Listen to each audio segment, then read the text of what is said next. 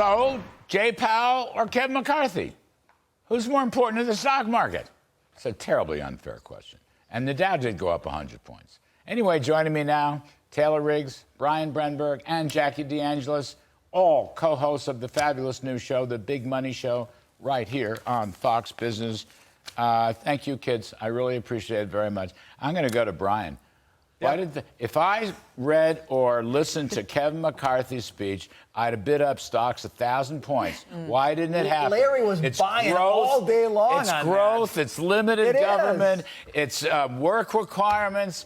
It's spending cuts. Why didn't it go up more? Because we can't have nice things. I don't think anybody believes when a reasonable policy is on the table that the president's going to... We talked about this. He will. He's going to veto it. I looked at this thing and I thought, oh, that sounds totally reasonable. Roll back spending to 1 year ago, cap it a little bit, make people work for benefits, pull back COVID spending that we didn't. I mean, it's all such reasonable stuff. And the president's going to say, well, no, I'm sorry, but that punishes, you name the group. It's inequitable, it's unfair, and he won't sign it. And so the market says, well, nice policies would be nice, but we'll never get them. So and they only care about Jay Powell right now. I mean, let's be honest. You know, Mike Wilson, a big bear over at Morgan Stanley, saying that the thing that is not priced into these markets are rate hikes coming for a lot longer than we all think they are. We thought it was May, maybe one more and done, and that could be sort of what pushes down some of the big techs down. Is that in 2 more and done? That's what Jackie wants. 2 more. Said it on the show I just today. want to have the Band-Aid ripped off so we can all move forward. Well, look at just on all that. If you look at all these various inflation measures,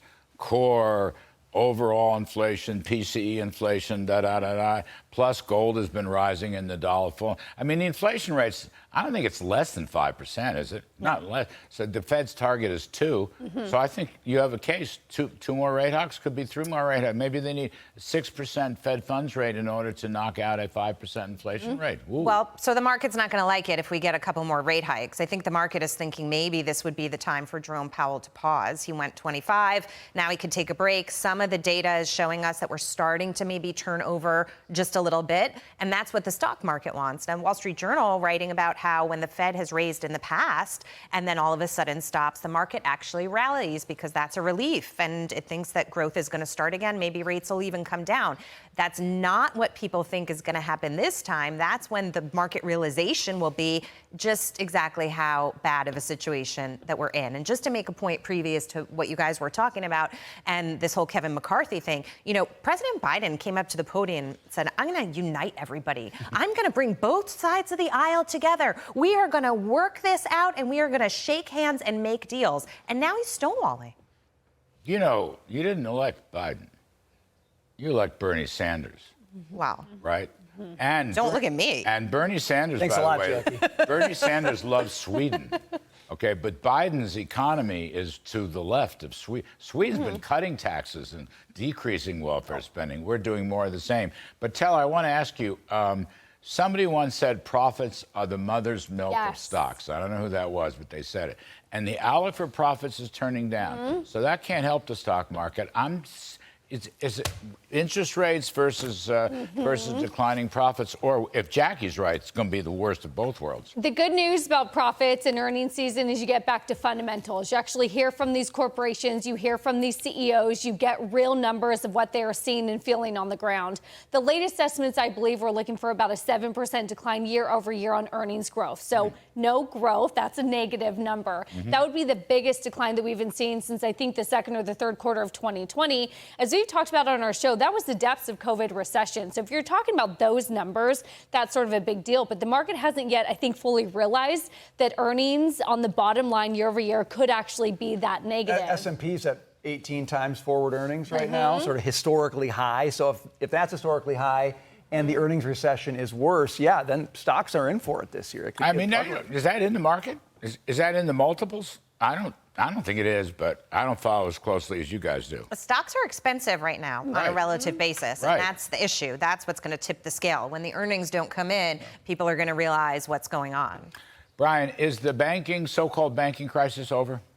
I don't know. I get pretty nervous about commercial real estate. That's where Jackie likes to weigh in a lot. But as rates go up, I don't think we've seen what these banks are holding. I don't think we've seen what happens when they've got to roll over some of these loans. commercial real estate is still struggling right now. If you're holding a property, you don't have a tenant, and you've got to refinance at a much higher rate. So those loan portfolios are suspect. Yeah, I talked to a Especially lot of these regional guys banks. in the business here in New York City, and their plans are to convert some of the buildings, make them housing facilities, but that takes a long time and a lot of investment as well. And they just didn't see the return to office that they need to see to be able to pick up where we left off. So as Brian said, it's going to have a lag period when these loans come due, but I think that could be the next really big shoe to drop. And in the last 6 months, the occupancy for corporate real estate, at least in the city, has been holding steady at 46%. The number hasn't gone higher. Right. So you think that eventually we max out around 50% occupancy? I don't think that's in the numbers for some of these. That's why I don't feel good about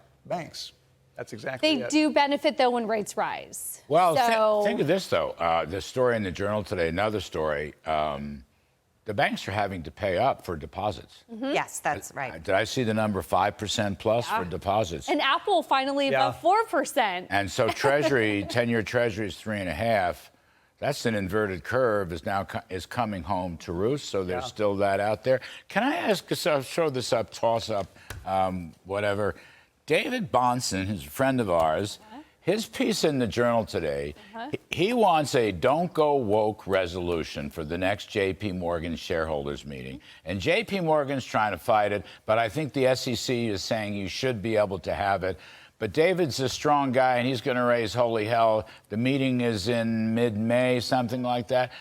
JPMorgan want to go woke? Do they want to go the way of Budweiser beer or Walt Disney? I ask you, Taylor. There have been a lot of resolutions on corporate boards for corporate meetings to do ESG. I think for the first time in a few years, you're seeing some of these corporations push back and highlight some of the costs, some of the inability to measure some of this stuff. And so they've pushed back a little bit. And I'm wondering if, even though there's a lot of proposals on these meetings, how much of them actually get passed or not. If I went on the floor, I'm not, actually through indexes, I'm an owner of JPMorgan. I don't know if that counts or not. If I got on the floor of their shareholders meeting and I proposed a resolution endorsing free market capitalism, would JPMorgan agree or disagree? I ask you, Brian Brenberg. I think Jamie Dimon's pretty smart. Jamie Dimon's He pretty would say smart. yes? I think that he... With his board? I think that he knows. I mean, we've had all these examples where it's not working. You go woke and it's not working out. So It's a good time to do it, but Bahnsen should get you on the floor to make that speech. You know, I mean, you guys are friends. Bring him in. When he's here, I'll get him on the show. But no, he's got to get you on the I don't think they'll let me on the get you floor. there. They'll probably barricade me from the This floor. is a good. Although Jamie Dimon is a longtime friend of mine, I must say, and I believe he is a free market capitalist. Yeah. But they get caught up in these cross currents. No. They're consultants, they're advisors. All the woke crowd comes after them with tomahawks. I mean, it's a very. If the biggest bank in the country can't be capitalist, who can? best thing they can do is just stay out of it and focus on their core business and be one of the biggest, best banks out there. It didn't work that well for Budweiser, did it? Didn't work. Yeah, it's not working that well for Disney either. Didn't work that well for Disney. It's a good time to have a resolution like this. It's a Taylor, good time for it. Bull or bear on the stock market? Bull or bear right now? Tough. Why the Fed is raising rates. Ooh. Bearish until Brian. I'm a then. bear. There. Ooh. Oh, no. That means consensus. Bear Money That's Show. a buy signal. I was going to say, it's the big money show, which at the The moment bear is money. the bear money show. I'm neither bull nor bear. I'm just Kudlow. But you can watch the show every day at 1 p.m. Eastern right here on Fox Business. It's a big smash hit, and we're all the better for it.